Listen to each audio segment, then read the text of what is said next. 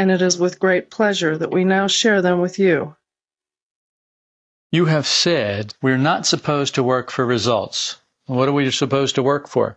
It's a good question, because anytime anybody says anything, we can't just take it at face value. We have to understand it.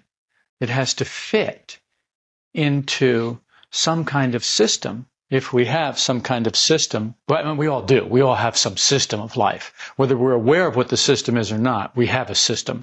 We have a way of holding life, looking at life, handling life, doing the things that we do in life, and how we take the things that come to us in life. Everybody has a system. Now, mostly, the system is a mechanical system. It's a system that we've acquired through our education and through our contact with other sleeping people, so that it is 99%, it's purely mechanical. For all intents and purposes, it's a purely mechanical system. It's a system of action, reaction. There's some action in life, there's a reaction on our part.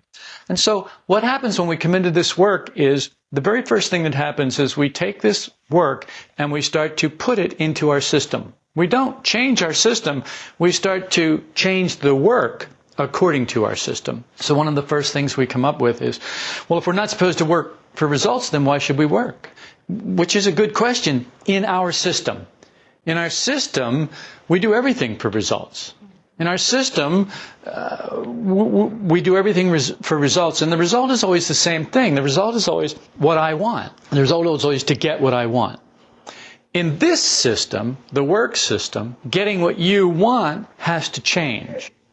In other words, what you want has to change. What you want now comes from what life told you to want. What your acquired personality, that built-up part of you, tells you to want. What that tells you to want is all about the self-love.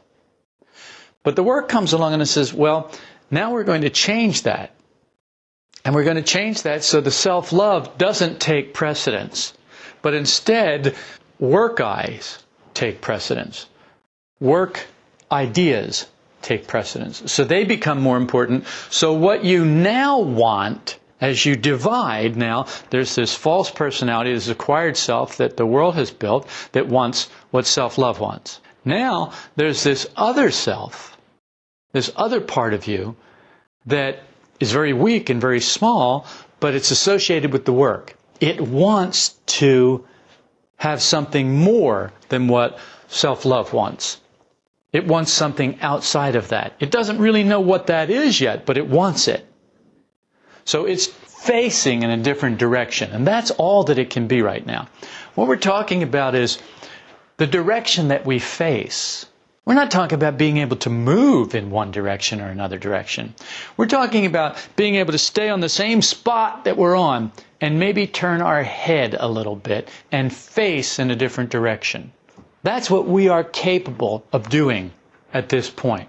Of course, there are other people who are capable of doing anything they want, and they have total, complete free will, and they do whatever they want, and they're conscious all the time. And those people are not listening to this. Well, actually, those people are listening to this, but they're listening to it in their sleep, because that's the only place that they're really 100% conscious and able to do all the time and have free will, is in their sleep. So they've got to be listening to this in their sleep if that's what they think. The truth is, we're just not there. It doesn't happen on this planet. It's not something that happens on this planet. This is something we work for. So what are we working for? Well, we're working for that. Well, that's a result. Yeah, in a sense, it is a result. But it's not a result in the same way that we talk about results in an acquired sense, a result for self-love. So why is it that we're doing that? It's going to undo us, really. If we work for that result, this work purpose, this work idea, it's going to undo us. It will undo false personality. It will begin to make false personality passive. At that point, life becomes difficult. When false personality is, when the work starts to make false personality passive, life becomes difficult because false personality fights back. And it fights back hard and viciously, because it's a matter of survival for it. Self-love wants to survive. Whereas this system is an impersonal, objective system. It doesn't have any of that survival, self-love thing going on. It becomes quite different. Have I answered this question? Sort of? Not at all. No, I haven't answered the question by the looks of your faces. So the question was, you said we're not supposed to work for results. What are we supposed to work for? We're supposed to work for work. That's it. We're just supposed to work for work. For goodness sake. Work for work. Work for the work, for goodness sake. Work to be the best that you can be. That's why you work. Well, but what about the results? Let the results take care of themselves. In other words, don't focus so much on the results. Focus on the work. And let the results take care of themselves. Will there be results? Of course there'll be results. What will those results be? We'll worry about that when you get them, when you have that to deal with. Because for every action, there's an equal and opposite reaction, and it's going to bring up another result.